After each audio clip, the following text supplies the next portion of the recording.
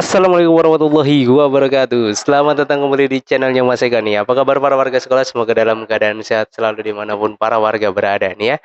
Oke, di video kali ini Mas Eka mau berbagi informasi masih seputaran tentang PIP nih ya.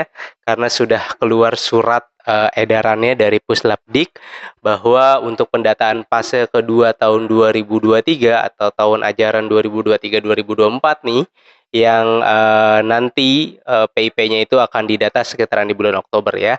Beritanya apa aja nih Mas Eka? Jadi untuk para warga sekolah yang akan atau yang mau daftar PIP-nya ya melalui sekolah, silakan disimak video berikut ini ya. Oke, langsung aja yuk kita bahas. Tapi sebelum itu untuk para warga sekolah yang mungkin baru menemukan channelnya Mas Eka nih, silakan subscribe dulu channel ini untuk mendukung channelnya Mas Eka agar bisa berkembang lagi dan bisa memberikan informasi-informasi terupdate kepada para warga sekolah ya. Nah, sebelum kita bahas, ini Mas Eka singgung sedikit ya, karena banyak yang komen di video sebelumnya itu yang pembahasan tentang PIP, Mas Eka saya sudah diaktifasi, tapi kok dananya belum masuk juga ya Mas Eka. Nah untuk yang sudah diaktifasi, tinggal menunggu nanti SK pemberian. SK pemberiannya sudah ada Mas Eka, ya udah berarti dicek secara berkala melalui bank yang sudah memiliki rekeningnya ya. Jadi kan kalau diaktifasi itu kan para warga datang ke bank, kemudian nanti dikasih buku tabungan itu ya, dikasih buku tabungannya. Nah, ketika dikasih buku tabungannya itu namanya sudah diaktifasi ya, rekeningnya sudah aktif nih.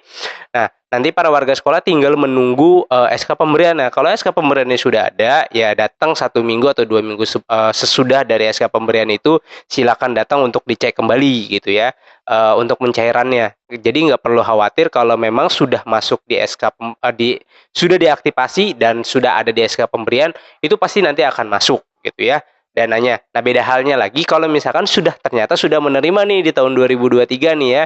Terus dia ngecek lagi gitu kan, kok saya nggak dapat lagi ya? Karena PIP itu kan hanya 1 tahun sekali aja gitu. Kalau misalkan sudah dapat di tahun ini, ya udah di tahap yang tahun 2023 ini ya udah berarti udah dapet gitu kan, nggak perlu nunggu-nunggu lagi, kok saya nggak dapat lagi gitu. Karena takutnya para warga sekolah berharap PIP ini dapatnya sebulan sekali atau setahun 3 kali, setahun 2 kali. Enggak, PIP itu hanya setahun 1 tahun 1 kali. Tapi ada kok Mas Eka yang setahun 2 kali. Yang setahun 2 kali itu biasanya adalah misalkan kayak gini, di tahun 2022 ya, dia masuk SK nominasi nih, kemudian diaktifasi di bulan November misalkan gitu ya aktivasinya.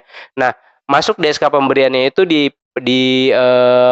tahun 2022 tapi yang dibayarkan di tahun 2023-nya, misalkan di Januari atau di Februarinya baru bisa dananya dicairkan. Nah, itu anggaran tahun 2022 yang dicairkan di tahun 2023. Nah, kebetulan para warga sekolah tersebut itu dapat lagi di tahun 2023-nya yang baru cair di bulan Mei gitu. Kalau saya dapat setahun 2 kali, padahal itu beda anggaran, yang satu anggaran 2022, yang satu anggaran 2023. Jadi untuk para warga sekolah yang sudah melakukan aktivasi ya tinggal ditunggu aja, kemudian nanti dicek SK pemberiannya melalui sekolah, tanyain aja ke sekolahnya apakah saya sudah ada SK pemberiannya. Kalau misalkan SK pemberiannya udah ada atau males ngeceknya sekolah sudah diaktifasi, ya udah dicek secara berkala aja. Ya jangan tiap minggu juga lah ya, misalkan sebulan ya 2 kali lah dicek ke banknya. Kalau memang sudah ada bisa langsung dicairkan. Jadi untuk para warga sekolah yang sudah aktivasi tadi, tinggal ditunggu aja. Nah, untuk para warga sekolah yang belum diaktifasi, karena sampai dengan video ini Mas Eka buat, itu Mas Eka cek masih banyak banget yang belum melakukan aktivasi, bahkan banyak yang nggak tahu kalau ternyata dia masuk ke SK nominasinya. Mas Eka cek aja itu untuk wilayah DKI Jakarta masih lumayan cukup banyak untuk yang belum melakukan aktivasi. Nanti Mas Eka akan buatkan video update-nya untuk melihat rekapitulasi yang belum melakukan aktivasi ya. Jadi untuk para warga sekolah yang begitu mengecek di web PIP ya, dicek di web PIP kemudian ada masuk di SK nominasi tahun 2023, segera minta surat pengantar dari sekolahnya untuk lakukan aktivasi ya. Jangan sampai nanti telat diaktifasi kemudian dananya dikembalikan ke kas negara. Kalau dananya sudah dikembalikan ke kas negara, dananya sudah tidak bisa diambil lagi. Nah, hal ini yang banyak terjadi di tahun-tahun sebelumnya tuh para warga sekolah lupa mengaktifasi, kemudian dananya dikembalikan ke kas negara, begitu ngecek ternyata sudah telat gitu kan. Dia datang datang ke bank bisa diaktifasi, bisa tapi dananya sudah dikembalikan gitu kan. Jadi percuma diaktifasi juga, dananya nggak akan masuk gitu. Makanya untuk para warga sekolah pastikan benar-benar kalau memang sudah masuk SK nominasi langsung diaktifasi terlebih dahulu. Kalau yang masuk SK pemberian, dia tinggal tunggu aja gitu kan, tinggal tunggu dana itu masuk. Nah, di tahun 2023 fase kedua ini nanti ya sesuai dengan surat dari Puslapdiknya, nah seperti ini ya. Nah, yang ini Mas saya lampirkan. Di situ ada beberapa poin ya. Cut off artinya pengambilan data untuk fase kedua PIP tahun 2023 itu dari Dapodiknya itu diambil per tanggal 31 Agustus ya. Mepet amat sih Mas Eka ya. Suratnya sudah tanggal 10 karena Mas Eka juga baru sempat ngebuat video ini di ya per video ini diupload, jadi tinggal beberapa hari lagi untuk tanggal 31. Jadi pastikan untuk para warga sekolah itu datanya sudah benar-benar sesuai dengan yang surat edaran yang tadi Mas Eka paparkan gitu ya, Mas Eka kasih lihatnya seperti ini. Nah, itu yang pertama adalah para warga sekolah pastikan ditandai di dapodik sekolahnya sebelum tanggal 31. Jadi jangan sampai nanti mungkin ngelihat video ini di bulan September gitu ya, terus baru datang ke sekolahnya, ya itu udah telat karena cut off-nya itu akan diambil per tanggal 31 Agustus 2023. Jadi silakan bagikan video ini ke para warga sekolah lainnya agar para warga sekolah lainnya juga yang mungkin memang membutuhkan KIP atau PIP kemudian lupa atau tidak ditandai atau belum ditandai oleh sekolahnya sebagai penerima PIP di dapodik sekolahnya, ketika mendengar atau mendapatkan informasi seperti ini langsung komunikasi ke sekolahnya agar bisa ditandai. Jadi sebelum tanggal 31 di dapodik sekolahnya sudah ditandai dan sudah disinkron, insya Allah nanti dapat. Nah, ketika sudah disinkron nanti data ini kan namanya ngajuin ya, ngajuin. Sekolah itu mengajukan di dapodiknya siswa yang berhak untuk mendapatkan PIP, namanya pengajuan. Nah, kalau yang namanya pengajuan berarti bisa dapat bisa tidak gitu kan ya. Kalau misalkan sudah diajukan, kalau nggak dapat ya jangan marah-marah gitu kan. Kok saya udah diajuin tapi kok nggak dapat-dapat? Ya namanya juga pengajuan.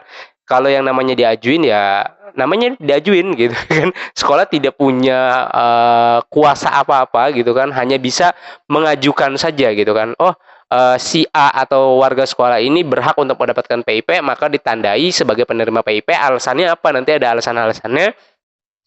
Baru nanti diajukan, kemudian nanti akan di-compare atau disandingkan dengan data DTKS. Jika datanya ini valid ya, pastikan NISN, NIK yaitu tidak boleh ganda.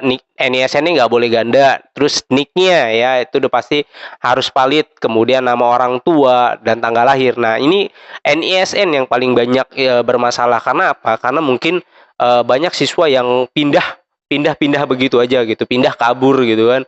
Mungkin bukan maksudnya pindah kabur kali ya, pindah tapi tidak mengkomunikasikan ke sekolah pertamanya gitu kan. Dia main pindah aja ke sekolah yang baru, ternyata di sekolah yang baru diinput lagi nih datanya, NISN-nya keluar lagi double NISN-nya. Nah, ketika double NISN maka harus salah satu dimatikan terlebih dahulu agar NISN-nya valid sehingga data tersebut bisa digunakan untuk pengajuan PIP. Nah, ini penting banget untuk para warga sekolah bahwa data itu juga harus diperhatikan, mulai dari NISN, NIK, kemudian tanggal lahir, nama orang tua, nama ya.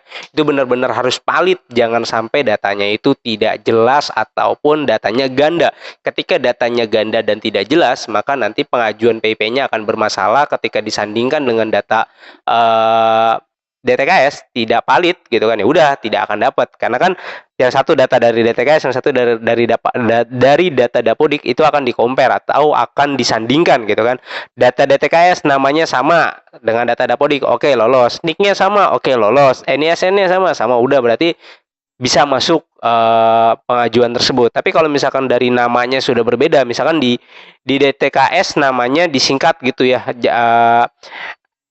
N gitu kan, N Nasir misalkan gitu kan, terus di Dapodiknya Nana Nasir misalkan seperti itu ya. Nah, ini akan bermasalah, makanya pastikan benar-benar datanya itu sudah sesuai yang di DTKS dengan yang di Dapodik. Nah, kalau yang para warga sekolah ngecek kemarin-kemarin di web PIP-nya itu banyak ditemukan data tidak valid atau data tidak sesuai dengan DTKS ataupun data dan lain-lainnya, itu coba para warga sekolah minta ke pendamping sosial di kelurahannya minta print out dari DTKS terlebih dahulu, kemudian nanti disandingkan dengan data yang dari sekolah atau bawa ke sekolah gitu ya.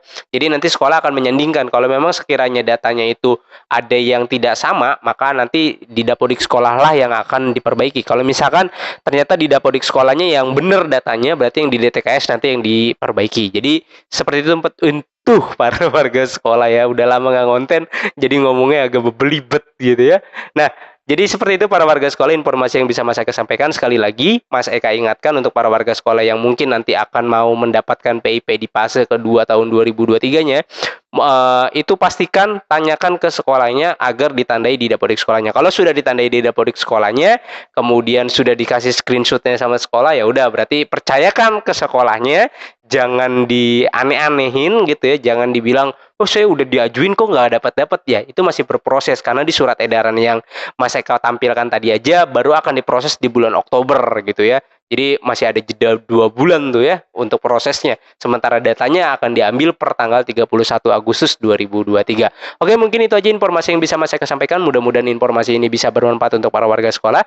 Seperti biasa, jika ada pertanyaan silakan langsung tanyakan saja di kolom komentar. Jangan lupa untuk dibagikan video ini kepada para warga sekolah lainnya agar para warga sekolah lainnya juga bisa mendapatkan informasi yang sama. Mas Eka undur diri. Wassalamualaikum warahmatullahi wabarakatuh.